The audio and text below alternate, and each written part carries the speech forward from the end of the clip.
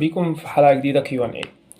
طب على السريع كده، هو الفيديو ده بس في البداية هيطول.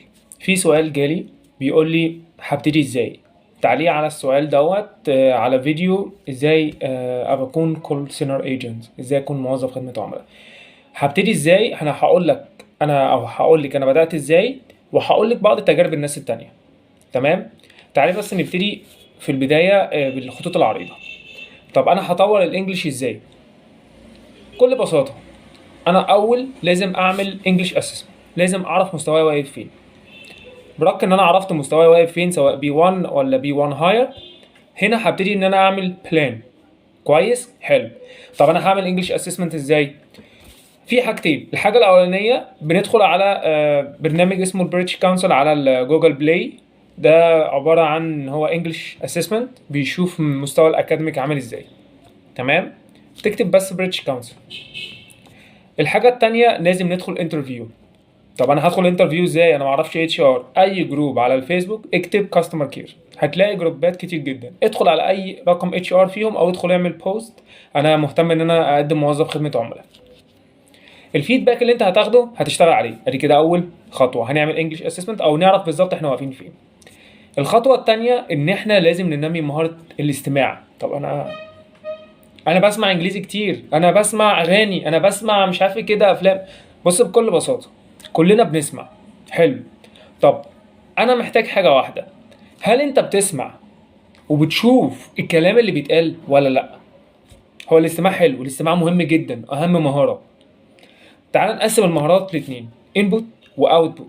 طب الانبوت ده هيكون ايه؟ هيكون الاستماع والقراءه. فانت هتسمع وفي نفس الوقت هتشوف السبتايتلز الموجوده. تسمع بقى فيديو، تسمع فيلم، تسمع مسلسل، المهم ان انت تبص على السبتايتلز. الحاجة التانية ان انت لازم تطلع الفوكاب اللي انت مش عارفه، ولازم تبتدي انك تعرف معناه وتبتدي انك تستخدمه في حياتك اليومية. حلو، جميل. طب بالنسبة للقراءة، اقرأ. في موقع اسمه ello.org، ده كويس. في موقع تاني انا بستخدمه اللي هو البريتش كونسل. بدخل على السكيلز، بعد كده ببتدي ان انا اختار اللي هي القراءه واقرا الموضوعات الموجوده. طب انا بختار البريتش كونسل ليه، او انا برشح البريتش كونسل ليه؟ انا برشحها عشان الفوكاب اللي فيه تقيل والفوكاب اللي فيه مهم. طب بعد كده احنا اشتغلنا استماع واشتغلنا قراءه. طب القراءه هتفضل مقتصره على حاجه واحده بس، ولا الاستماع مقتصر على حاجه واحده بس؟ لا، شوف ايه الحاجه اللي انت بتحبها واسمع واقرا فيها. طب ماشي، جميل. طب في عندك تيد، لو انت بتحب الحاجات العلميه قوي عندك تيد. شوف اي فلوج باللغه الانجليزيه، حلو. خلي اللغه يعني سهله كده معاك، ما تمشيش بالطريقه الغلط اللي انا عملتها. ان انا ده منهج دراسه، انا هحفظ فوكاب، انا هحفظ كلمات وايه سنين في حفظ الكلمات وحفظ الجرامر. ولحد دلوقتي على فكره عندي اخطاء في الجرامر. ليه؟ ما انت مدخل القواعد كلها ببعض يا باشا. وعلى فكره المشكله دي مش عندنا بس، عند ناس كتير. فاحنا بقينا بنستخدم بس ايه تنس معينه كده، ما بندخلش مننا نفسنا بقى في حاجات كتير مجعلصه وملعبكه، لا، نستخدم اللي هو التنس العادي. طب بعد كده الاوتبوت بقى، لازم حضرتك هتتكلم وهتكتب. وهنا بنصحك بالكتابه قبل الكلام. يعني ايه؟ مش حاجه غريبه دي؟ لا، مش حاجه غريبه. اسمع مني. انا دلوقتي هدخل اتكلم عن السوشيال ميديا. طب حلو، انا هقول ايه؟ كل اللي هيجي في دماغك يلا اكتبه. اكتب، اقعد اكتب يا عم، اهبط. اسمع اللي انا بقول لك، اهبط، محدش عايز منك حاجه. اهبط اهبط، اقعد اكتب وطلع كل اللي في دماغك. وممكن اقول لك على حاجه تانية، اسمع واقرا عن السوشيال ميديا، عن نفس التوبيك اللي انا بقول لك عليه. يعني ايه؟ يعني اسمع، شوف مثلا انا هتكلم عن السوشيال ميديا، ادخل اكتب سوشيال ميديا على جوجل، شوف ايه الحاجات المتعلقه بالسوشيال ميديا واقرا فيها ايه التوبكس اللي نازله. وتدخل على اليوتيوب تسمع اي فيديو 3 4 دقايق عن السوشيال ميديا. هتجمع فوكاب، هتجمع شويه جمل حلوه تقدر انك تستخدمها. طب وبعدين تبتدي تصحح اللي انت كتبته، كويل باوت او جرامرلي تقريبا. تبتدي نصحح اللي انت عملته، تشوف الاخطاء اللي عندك.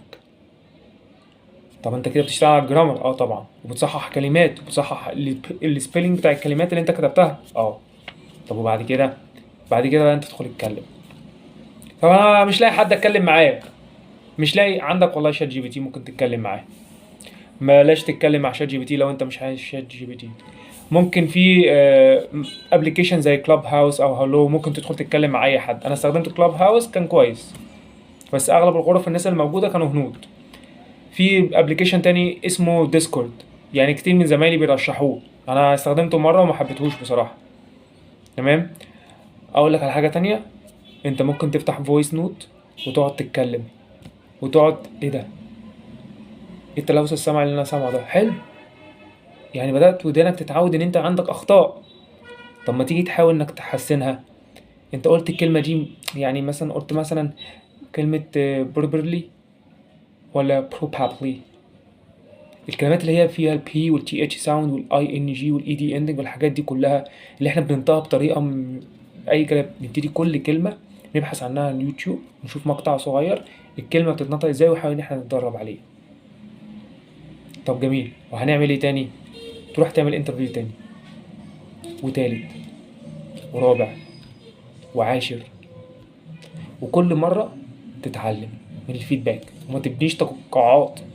انت بتتعلم، انت اكنك كده بقى بتاخد كورس وبتعلم نفسك بنفسك وبتدرب نفسك بنفسك، بس انت اللي بتتابع نفسك. ما تحبطش، وخلي عندك صبر.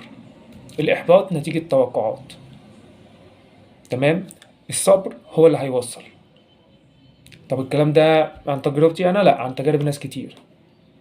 الانسان اللي بيصبر هو اللي بيتعلم وهو اللي بيوصل. عايز تشتغل على نفسك؟ اهلا وسهلا، المرتب كويس. مش عايز تشتغل على نفسك؟ اهلا وسهلا، برضه هتلاقي شغل بس المرتب على القد، وهنا صعب وهنا صعب، وهنا ضغط وهنا ضغط. فانت تختار الاحسن بالنسبه لك، او تختار الحاجه اللي ممكن تفتح لك تجارب كتير او حاجات كتير جدا انت ما كنتش تعرفها، ولا كنت يعني تسمع عنها بس ما تعرفش هي ايه.